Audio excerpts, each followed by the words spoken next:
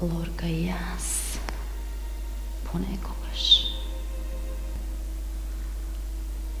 Mnogo бев млада кога Лорка го читав и голтав како светско чудо.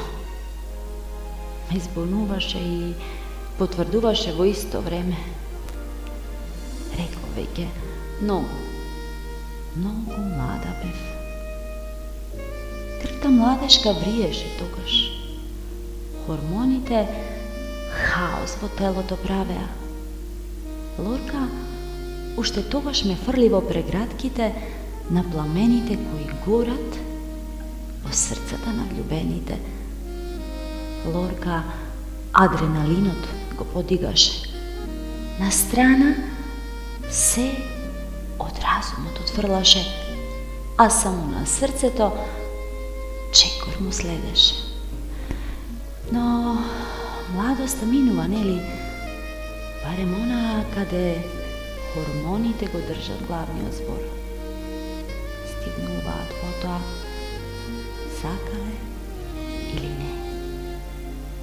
Природата тоа го диктира. Хаосот во ред некој го претвора, како по шема се започнува да се движи, нели? Понекогаш те гуши тоа, ама шема е, патераш, дури несвесно во неа едноставно влегуваш. Но, штом повторно Лорка гибне во тебе, пак таму си, пак хаотичен и среќен во тој хаос. Китари, пламен љубовен, пак жив течинат, пак она неговата земја, она на огнени страсти, ете, таа пак и пак жив течини.